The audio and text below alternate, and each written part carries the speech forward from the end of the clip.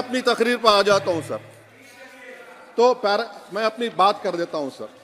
तो मैं ये पूछना चाह रहा हूं कि क्या मोदी सरकार एक समुदाय, एक मजहब की सरकार है या पूरे देश के मजाहिब को मानने वालों की सरकार है? जिसको नहीं मानते उनकी सरकार है? हमको बता दीजिए। क्या मोदी सरकार सिर्फ एक फिक्र और नजरिया हिंदुत्व की सरकार है?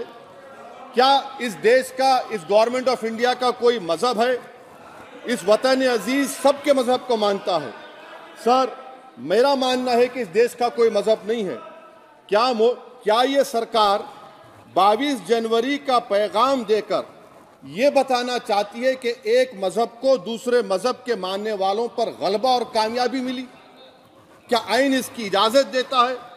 क्या ये पैगाम आप जब ऐवान से दे रहे हैं तो 17 करोड़ मुसलमानों को आप क्या पैगाम दे रहे हैं? ये मैं आप पर छोड़ता हूं सर। 49 में धोखा हुआ, 86 में धोखा हुआ, 92 में धोखा हुआ, 2019 और 22 में भी इस ऐवान के जरिए हमको धोखा दिया जा रहा है। और अफसोस के साथ कहना पड़ता है सर कि मुस्लिम अक़लियत को हमेशा ये कहा गया कि तुमको भारत के शहरी बरकरार रहने के लिए एक बहुत बड़ी कीमत तुमको चुकानी पड़ेगी, और हम पर इल्जाम लगा दिया गया।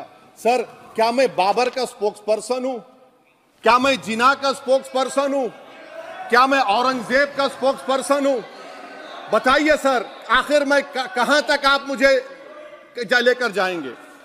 दूसरी बात यह है सर, दूसरी बात यह है कि फिर 6 दिसंबर के बाद देश में फसाद हुआ, नौजवानों को टाडा में डाला गया जो बूढ़े होकर निकले।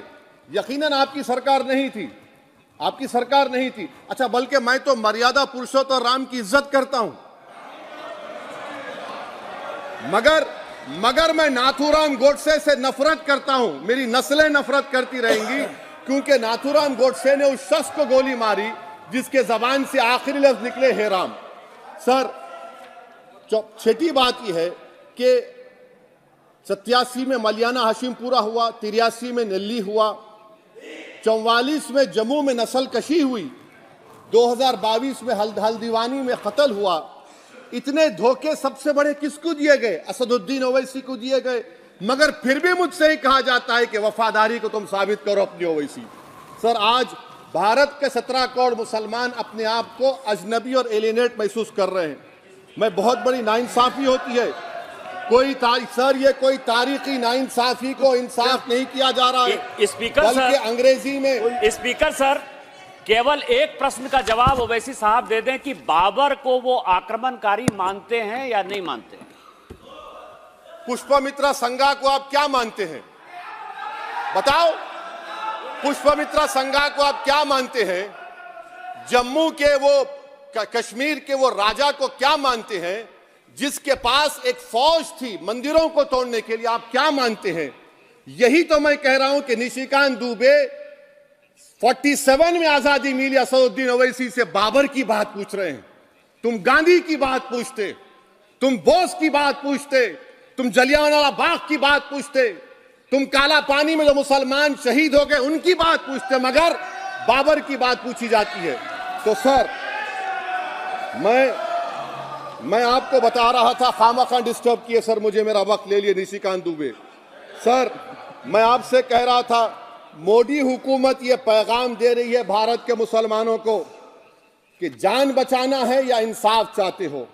मैं कह रहा हूं, मैं भीख नहीं मांगूंगा, मैं इस नंगी तासुब को कबूल नहीं करूंगा, मैं दूसरे दर्जे के शहरी के मौक़िफ़ को कबूल नहीं करूंगा, मैं अपनी शनाख्त को नहीं मिटने दूंगा।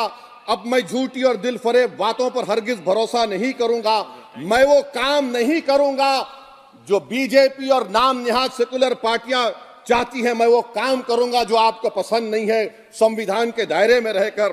सर, कंक्लूजन में मैं आपको बताना चाहता हूं, इस वीडियो को लाइक करें, हमारे चैनल को सब्सक्राइब कर बेल आइकन जरूर प्रेस करें। हमारी न्यू वीडियो